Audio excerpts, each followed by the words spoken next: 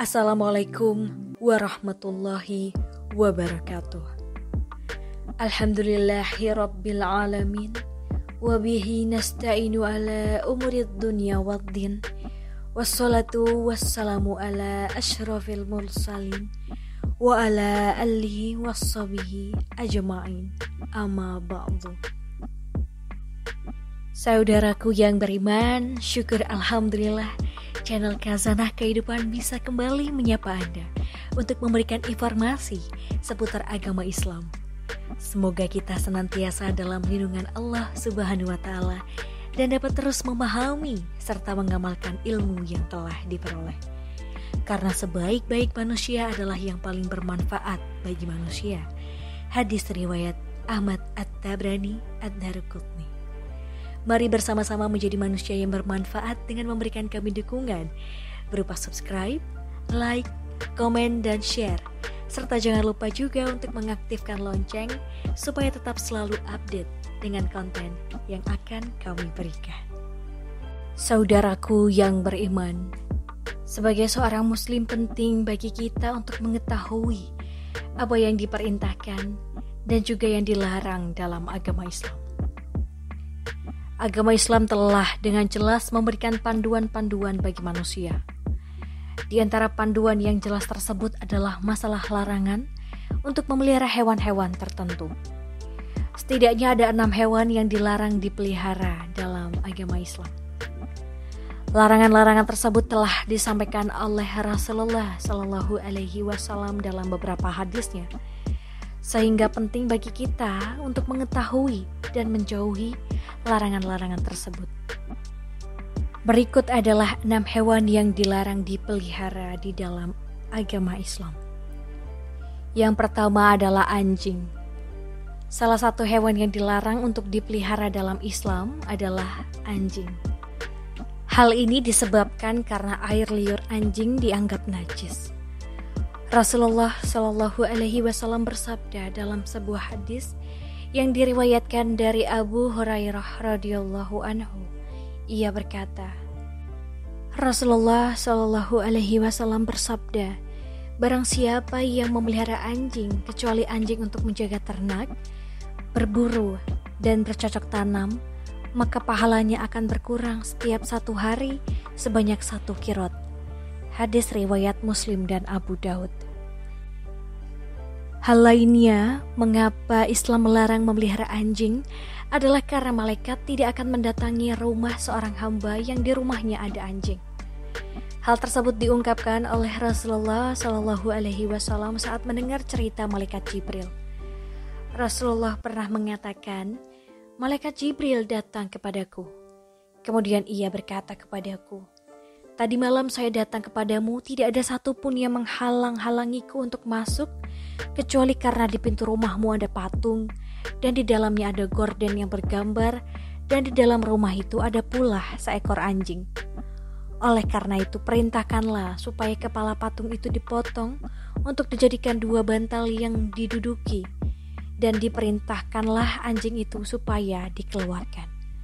Hadis riwayat Abu Daud, An-Nasai, Tirmizi, dan Ibnu Hibban. Yang kedua, ular.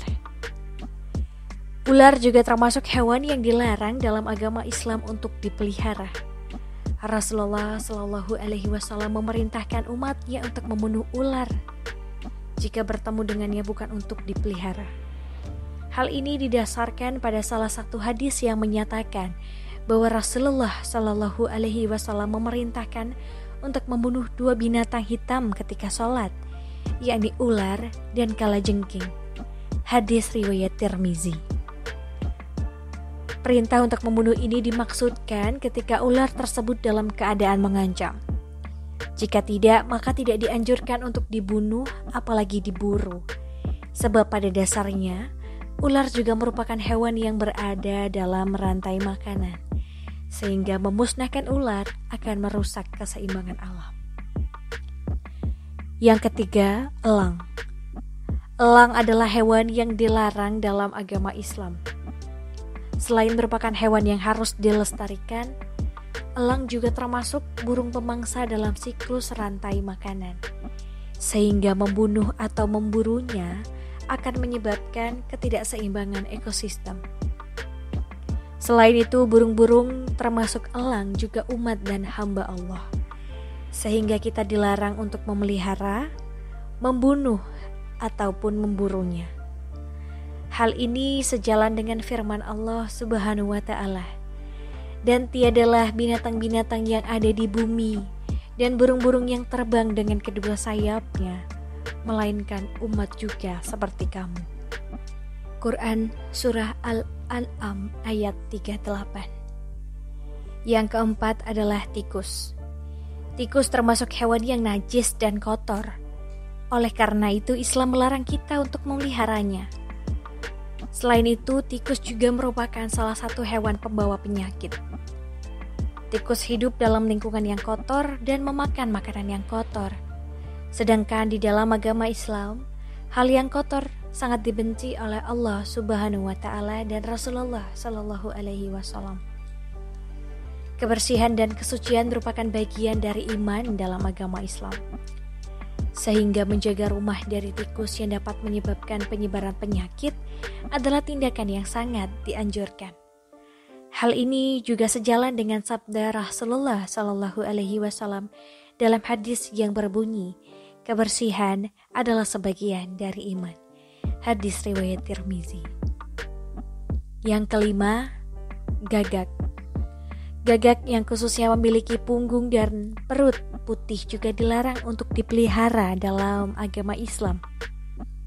Hal ini didasarkan pada pendapat Imam Syafi'i yang menyatakan bahwa gagak tidak boleh dipelihara dan diperbolehkan untuk dibunuh.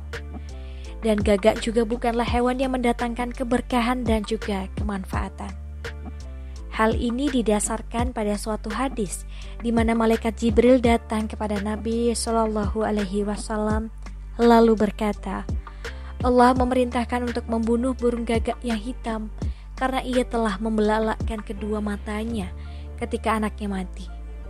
Kemudian Allah Subhanahu wa Ta'ala berfirman, bagaimana burung itu memohon kepadaku sedangkan ia telah mematikan anaknya.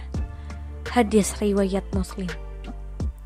Dalam hadis lainnya, Rasulullah Shallallahu Alaihi Wasallam juga pernah bersabda, 5 jenis hewan yang seluruhnya fasik boleh dibunuh di tanah suci, yakni burung gagak, burung elang, ular, tikus, dan binatang buas.